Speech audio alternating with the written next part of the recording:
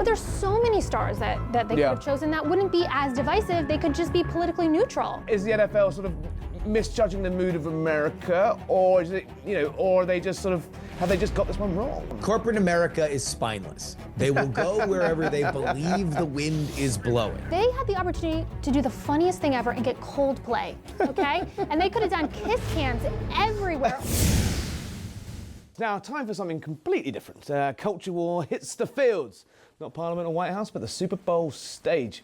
Pop sensation, I'm told, Bad Bunny has been named this year's halftime performer, one of the most watched musical performances in the world. Yet his past activism, including criticism of immigration enforcement, has ignited a fierce backlash from conservative voices who've said the NFL's pick is too diversive and politically tone-deaf in this new age.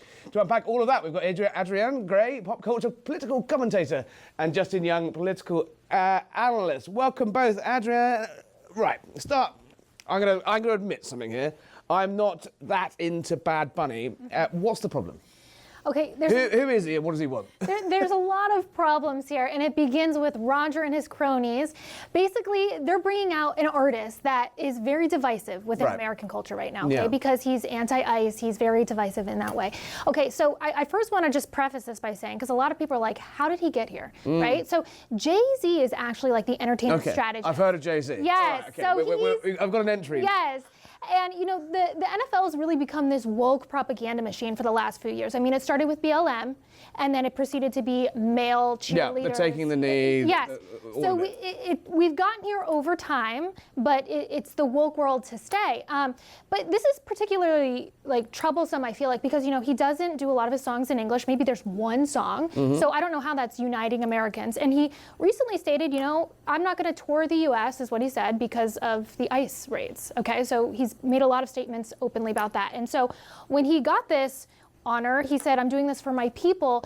I predict that this is going to be a huge political move for him, of course. It's going to be super divisive. And what I can't understand is why, we had the domestic terrorism threats on ICE agents and in Dallas, like a week ago. And why the NFL chooses to respond in this way in the #1 American sport. So I mean, look, President Trump can be divisive when he got cheered and booed when he went to the U.S. Open. He got cheered by a very boozed-up crowd at the Ryder Cup. Controversial crowd last week. Is there a political statement by the NFL, and are they out of touch with the millions of Americans who voted for Donald Trump and B, like watching the Super Bowl? Absolutely. I mean, in November, he won the popular vote. He won the swing states. He swept it all up, okay? And we've seen Sydney Sweeney for American Eagle. We've seen Cracker Barrel go back to the classic branding. We've seen how that improves their stocks and how everyone is responding. So this would be the opposite of how things have been trending culturally and leaning back to more traditional classic style. Who would you think would be a more suitable? Can I crack a joke here? You can crack a joke at many a time. They had the opportunity to do the funniest thing ever and get Coldplay, okay? And they could have done kiss cams everywhere, all over the stadium. I mean, how funny would that have been? They also could have chosen artists like Alex Warren, who has just won major, awards, the best new artist, and he has sort of like this Christian kind of power pops, worship music vibe, but it's still like pop music. But there's so many stars that they could have chosen that wouldn't be as divisive. They could just be politically neutral. Justin Young, nice to see you. Welcome to Harry Cole Saves the West. NFL bosses completely out of touch. Got this one wrong. Jay-Z's been associated with the Democrats before, but is this a political statement or a storm in a teacup?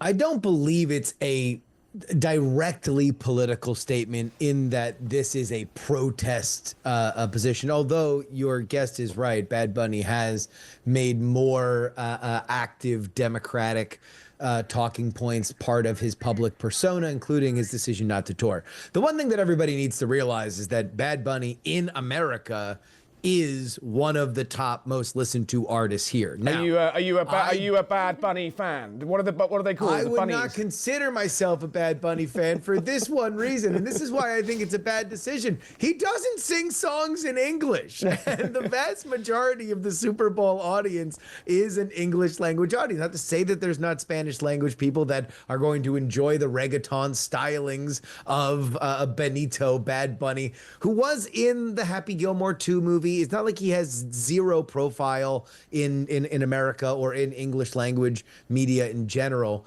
But I tend to think that we're probably due. The Super Bowl got a bad rap for having acts that were maybe 20, 30 years past their prime, had 10 songs that everybody knew about.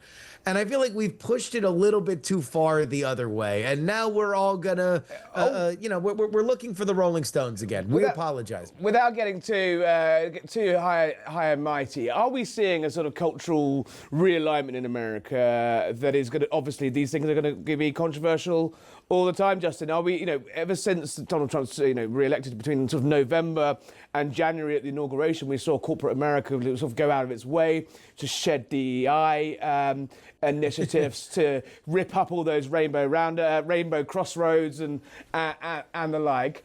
Is this a sort of, is the NFL sort of misjudging the mood of America, or is it, or are they just sort of, have they just got this one wrong? I can't try to work out whether it's, what's going on? Corporate America is spineless. They will go wherever they believe the wind is blowing. And so your guess was right.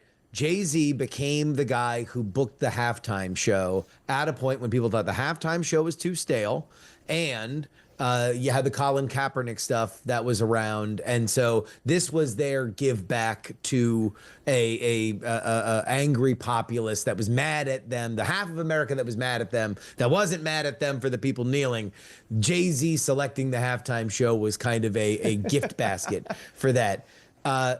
And I think by and large, he's done an okay job. Even as a Kendrick Lamar fan, I thought it was odd that he played most of the songs off an album that came out 2 months ago that I had barely listened all the way through to.